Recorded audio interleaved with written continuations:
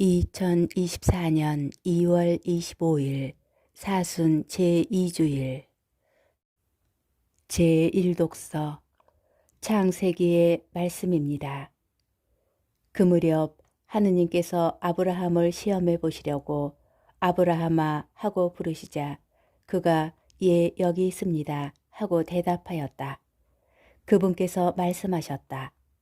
너의 아들 내가 사랑하는 외아들 이삭을 데리고 모리아 땅으로 가거라.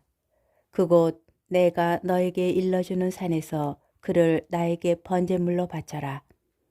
그들이 하느님께서 아브라함에게 말씀하신 곳에 다다르자 아브라함은 그곳에 제단을 쌓고 장작을 얹어 놓았다. 아브라함이 손을 뻗쳐 칼을 잡고 자기 아들을 죽이려 하였다. 그때 주님의 천사가 하늘에서 아브라함아 아브라함아 하고 그를 불렀다. 그가 예 여기 있습니다 하고 대답하자 천사가 말하였다. 그 아이에게 손대지 마라. 그에게 아무 해도 입히지 마라.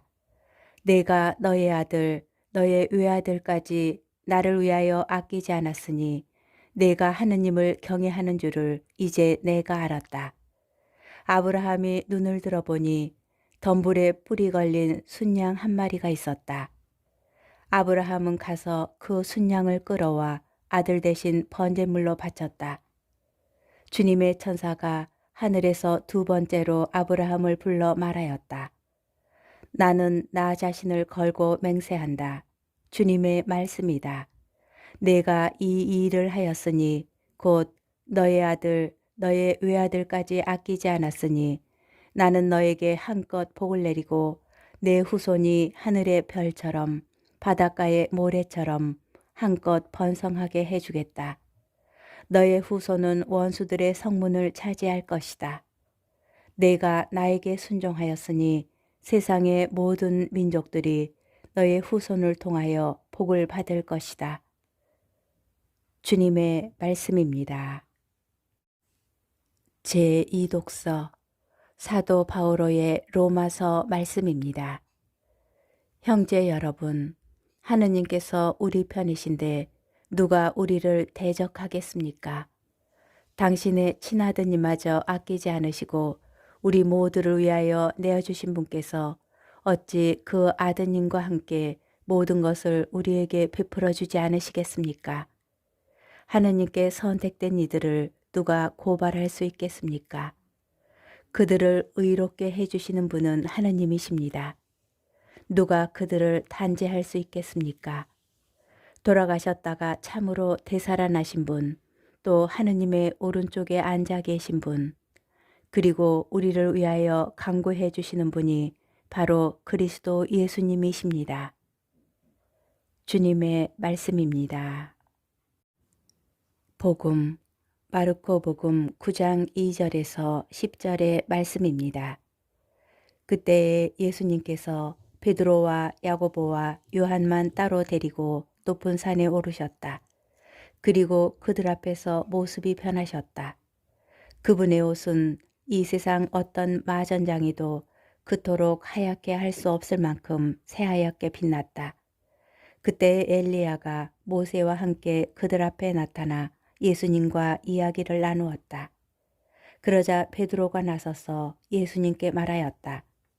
스승님, 저희가 여기에서 지내면 좋겠습니다.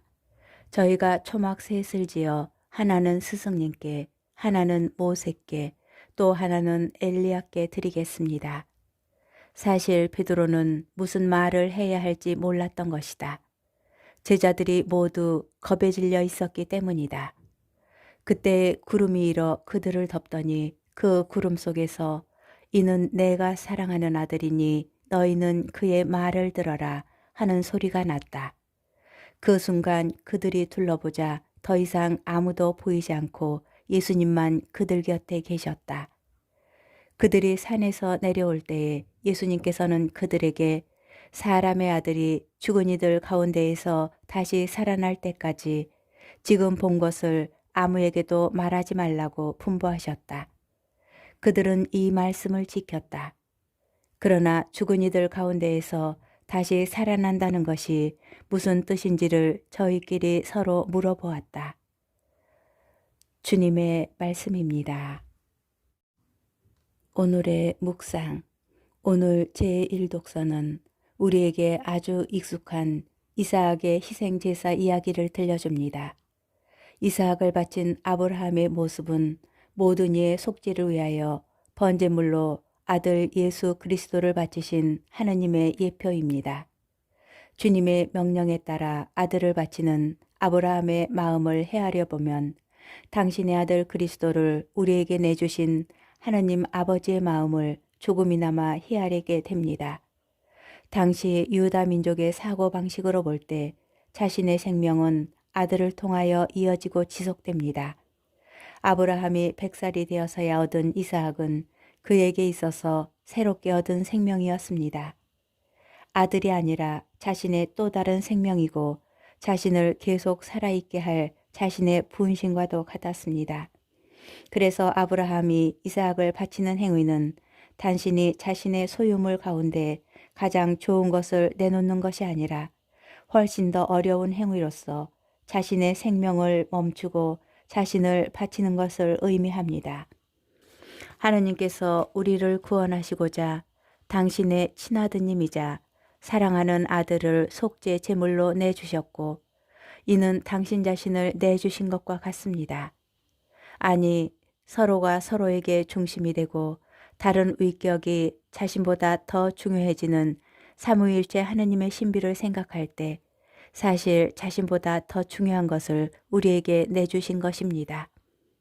우리가 믿는 하느님은 자신은 아무 위험 없이 몰래 숨어 계시면서 대신 아들을 죽음으로 내모시는 무자비하고 비겁하신 하느님이 아니십니다. 당신과 똑같은 당신 자신보다 더 소중한 아들과 함께 몸소 고통을 겪으시고 희생하시는 사랑의 하느님이십니다. 당신 스스로 직접 희생하셨다는 것이 다른 종교의 신과 확연하게 구분되는 점입니다. 상처 하나 없이 하늘의 권세로 우리를 구하시는 분이 아니라 우리와 같은 사람이 되시고 십자가 죽음을 받아들이시면서 우리를 구원하신 상처투성이의 하느님이십니다.